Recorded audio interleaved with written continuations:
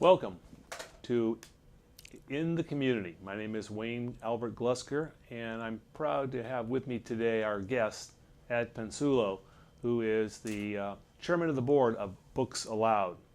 They're based in Campbell, California. Welcome, Ed. Thank you very much, Wayne. Appreciate it. You're welcome. So I wanted to start, Ed, with a couple of questions. I wonder if you give the audience and myself a little brief history of Books Aloud. Okay. Thank you. Books Aloud was started by a woman by the name of Florence Peer in 1972 in her basement. She felt like there was a need for providing the opportunity for people that were sight impaired to be able to enjoy the reading experience. And so it's been 46 years. It was a couple years after that Books Aloud was able to move, was given a space in the library, San Jose Public Library. It was kind of a room they weren't using, so they built a makeshift studio and started recording books there. And then when the new Martin Luther King Library opened up, then they actually designed a room for us. So we've got two state-of-the-art recording studios, lots of room for all our recorded material and our shipping and our staff. So that's pretty much how it started. Great. So Ed, I understand that the entity Books Aloud is also a nonprofit. We are, 501(c), and it's a nonprofit. We charge nothing for our services. We provide books on tape for people completely free of charge, for people that are in need and qualify. And we're completely volunteer driven. We've got 4 paid staff: our executive director, our recording engineer, an assistant, and an operations manager. But everyone else is doing it for love. All right, very good. Well, tell me a little bit about how you got involved with Books Aloud itself. You know, Wayne, it's interesting. I'm a member of the Lions Club in Campbell, and our previous executive director, Joyce Muir, came to our Lions Club and did a presentation about Books Aloud. And actually, one of our Lions Club members, Jim Malone, was an original founding member of Books Aloud. He brought it to life. It was, at the time, it's called Variety Audio before it became Books Aloud. And he was a prominent banker and a member of our Lions Club for over 50 years. And he was on the board of directors. And so there was a synergy there. And also, she talked about, how they recorded books. And I said, I'm a pretty good reader. So she invited me to come and audition. I did, and became a reader. And then after some amount of years reading, my recording session was 1 hour a week, every week. She called me into her office and she proposed that I become a member of the board. Well, I didn't think I was really board member material. I was thinking, I think probably you're looking for somebody with a little deeper pockets. But she said, no, I like your energy and I like the connection with the Lions Club, because the Lions Club is all about sight conservation. Our primary charity is helping people with sight problems. So because the mission of Books Aloud was to provide the reading experience to people that were sight impaired or had physical disabilities or for one reason or another weren't able to enjoy the printed word, I said, this is a nice fit for me. So I auditioned. Luckily, they accepted me. And the problem is, if you're on the board for a certain amount of time, pretty soon you've been on the board longer than anyone else, and then you sort of become the chairman. So There I am. I'm the chairman of the board of Books Aloud, and very happy to be so. Very good. Well, tell me a little bit about how people might get involved with, first, let's talk about those individuals who would be able to benefit greatly from Books Aloud. How would they actually get to Books Aloud or qualify for Books Aloud? There's a number of ways. For our reading by listening program, then you have to demonstrate that you have like a sight loss or physical impairment that wouldn't allow you to turn the pages or to see the printed page. And once that is, it's a very simple procedure, and once that is completed, then we're happy to provide anybody all over America and Canada with books on tape. And we'll even ship them a recording device that they can listen to the tapes or material that we send out. And it's all free. It's all free, including the shipping. And the more books that you want to enjoy, the more we'll ship to you. You know, we just ask that you send them back so that we can continue to supply them to others. Wow. I find it fascinating that you mentioned that Books Aloud participates across the United States and Canada, because my assumption was, being a local-based company in Campbell, that maybe you covered the local Santa Clara County area or maybe the state, but to think that you're actually serving the entire United States and Canada is pretty impressive. You know, Wayne, we're located in San Jose. Okay. Yeah. All right. Although I live in Campbell, but I have to get from Campbell to San Jose because that's right. where the Martin Luther King Library is. Oh, that's true. So my apologies for that. Yeah, that's okay. And San Jose is the 10th largest city in the nation, you know. That's true. That's very true, yeah. Yeah. But we're able to send, you know, by post.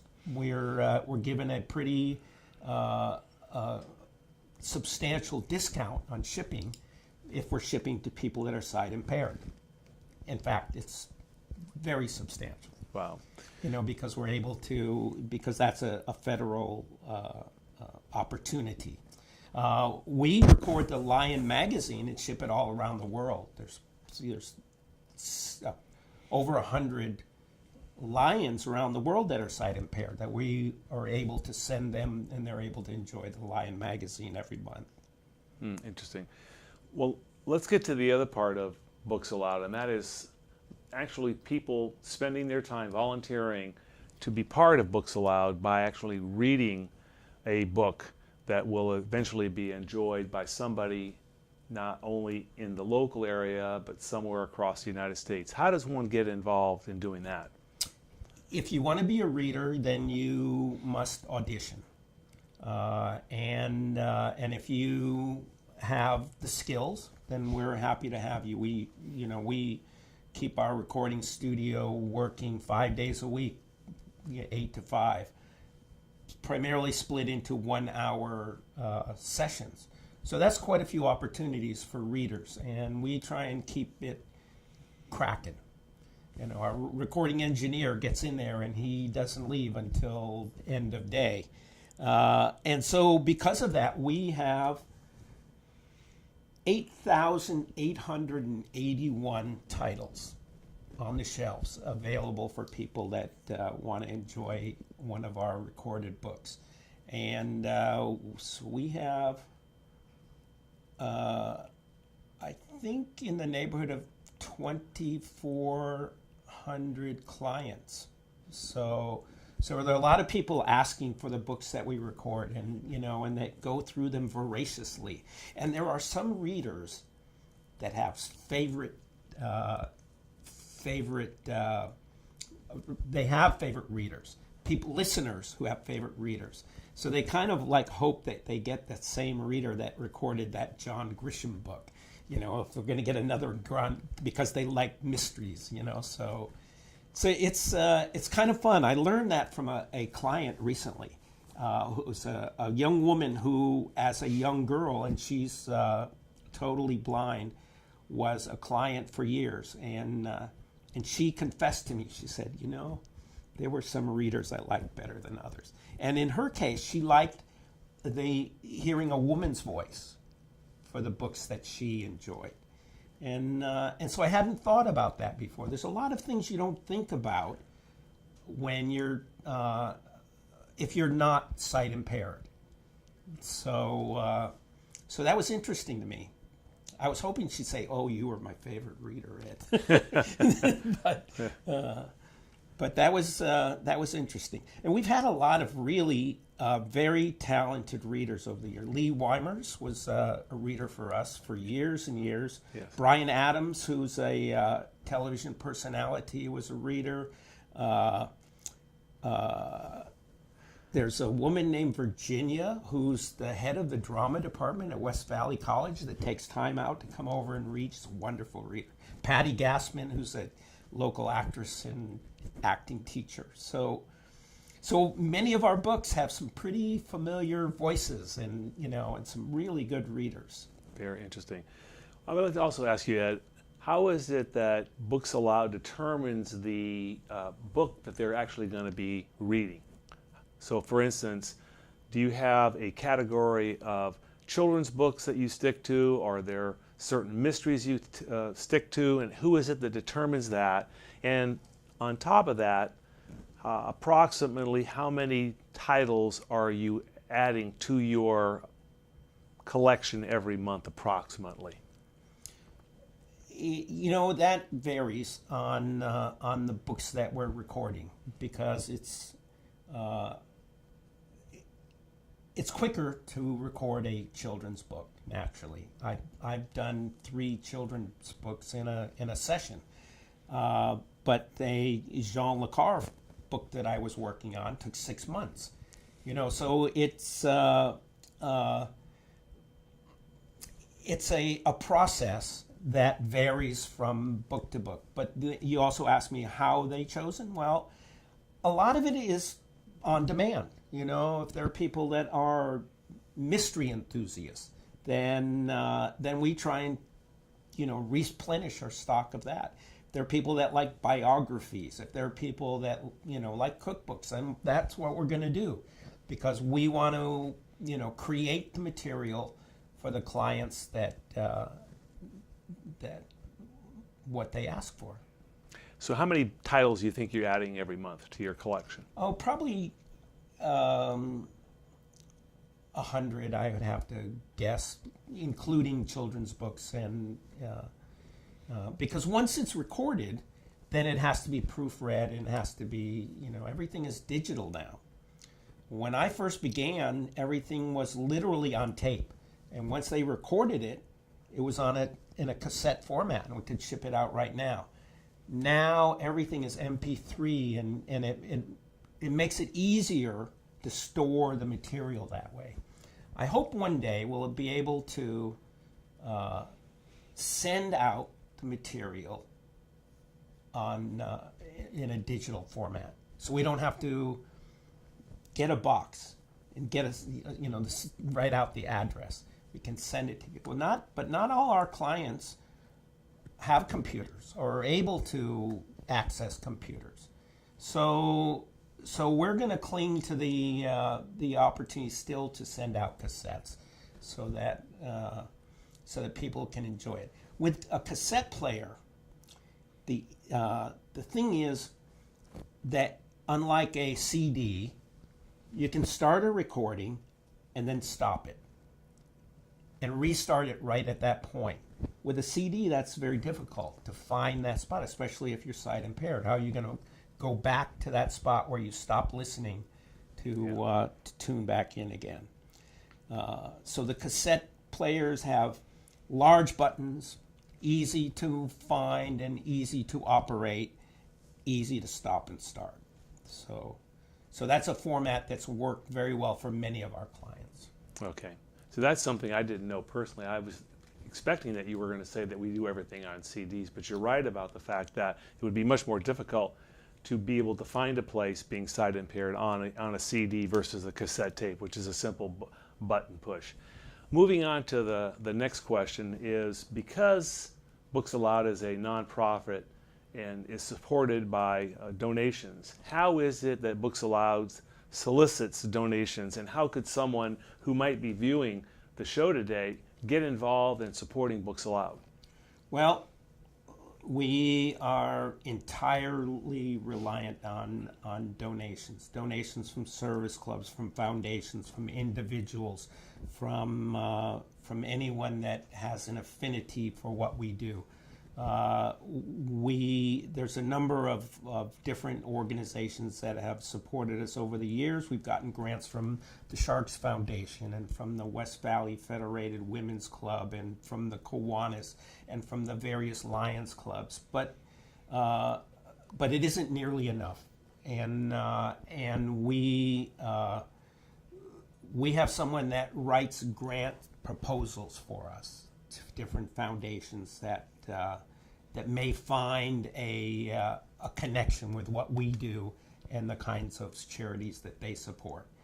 But it's a month-by-month process, and every month we look at the books and go, God, hope we make it to next month. So it's that tight of a budget that you're working with to be able to produce this product for people that are otherwise would not have that opportunity to delve in a book at all? Yeah. Wow, well, for those listeners who may be viewing the show today, I highly encourage you to check out Books Aloud. We're going to talk to Ed a little bit more here about Books Aloud, and we'll also give out the Books Aloud web address, which I believe, Ed, is www.booksaloud.com. .org. Okay, I stand corrected. .org. So www.booksaloud.org. .org. So write that down, and that way, if you have an opportunity, not only for yourself, but if you actually meet somebody who you know might be interested in Books Aloud and has an interest in what they do, we highly encourage you to share that information with them and maybe even get involved on maybe not even the financial end, but maybe the support end. I'm sure there are other jobs, which we're going to find out in just a moment from Ed, but Books Aloud obviously is providing a service to a lot of individuals across the United States who benefit it greatly. So let's talk a little bit about other possibilities for people to get involved. Are there jobs that would not be involved in reading? Absolutely. Yeah, we welcome volunteers. There's a number of different jobs, helping to restock the shelves, helping in our shipping, helping proofreading, helping. If you've got the time, we'll find a job that you'd be suited for. And we have a number of people that do come in. There's a number of the Girl Scouts occasionally come, or different clubs and different individuals that come, and there's plenty to do. It's a all volunteer driven organization, and there's a lot of work to do, and so anyone is welcome. We're in the basement of the Martin Luther King Library downtown San Jose, 4th Street. So all you do, come down, once you step off the elevator, there we are. You'll see our sign, and you just come in and visit. Come and visit sometime, and take a look at, see what we have, and maybe it's something that you might want to be involved with. Very good. You asked me about fundraising, and I did mean to mention that we do have a fundraiser every year. We do a gala fundraising benefit. And this year, in October, it's going to be at the Cinnabar Golf Club in October. And the theme this year will be All the Light We Cannot See. It's based on a brilliant book that takes place in World War II, between a young girl from France and a young man from Germany. But it's very a very moving book, and that kind of inspires this year's theme. Last year's theme was The Wizard of Oz. Wow, that's great. So there you go. There's a great opportunity for you to not only find out about Books Aloud, but also to participate in a really worthy activity by maybe joining and being part of the gala. I'm sure they can find out about the gala on the website. Yes, sir. Yeah. Is there a phone number that maybe you can give the listeners today that they could contact Books Aloud at? Yeah, would be. Here we go. So phone number is 408-808-2625. That's the fax number. The actual phone number, again, is 408-808-2613. So either of those numbers, if you want to be able to fax over some information or if you want to call directly, those would be the two numbers that you would want to contact. The other thing, too, I wanted to share is Books Aloud has this wonderful brochure they've produced that I think would answer a lot of questions that you might have about the organization, and also obviously it has the contact information that you'd be able to have at your will. If you have a desire to get involved with Books Aloud or to call and find out an opportunity to participate, not only as a reader but as Ed shared earlier, helping out in sorting and putting together mailing packages, I'm sure that anyone's help would be greatly appreciated. The opportunity, Ed, I'll give you that back there, for people to get involved. The fundraiser that you're talking about that's going to be held in October, is this something that is corporate sponsored also? It's not. No, although that's a good idea. We would welcome any kind of corporate sponsorship, but to date, in my experience, we've invited people to come and enjoy a nice meal and a wonderful evening. We generally have a silent auction and a participatory auction, and so the money we raise from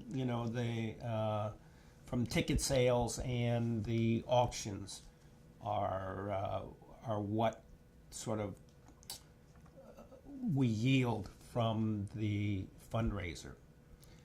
But wouldn't it be great if we had a corporate sponsor that would step in and help us with that, because then we could just do so much more. There you go. So those of you out there who are working for big corporations, and you know who you are, here's an opportunity for your corporation to step in and help a wonderful organization be able to further the cause that they have in supplying books for individuals who would not otherwise be able to enjoy all the wonderful books that are written by the authors around the world. Before we wrap up, Ed, what I wanted to do also is to find out how actually is it that Books Aloud advertises or promotes itself for people to find them. Well, we have a website. We also are on Facebook, and we welcome any calls or mail, and or just come and visit at the Martin Luther King Library. All right. Does Books Aloud go to other links in media, digital media like Instagram, to promote, for instance, an Instagram shout out could be, or even a Twitter, this is the newest book we were just doing? We don't do that. But there's. I'm glad that you asked me that, because it reminds me of something that I think is very important that we do, and that's our Sight and Sound program. So aside from the reading by listening program, we have mini libraries in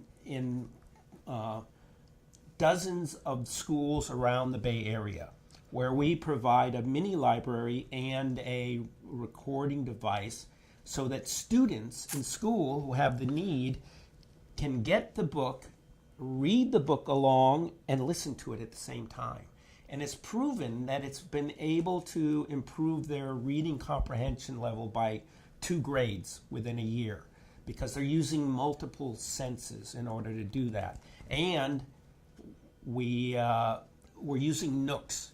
So because kids don't want to be bothered with cassette players, they want to have the newest devices. Yeah. So we have our books that go out in these mini libraries, recorded on Nooks, and we've got extremely good response, especially from the teachers that have applied for this. And we just recently got into a brand new school district for us, the Oak Grove district. Oh, yes. So that opens up dozens and dozens more schools for us, especially the Title I schools, especially students that need this.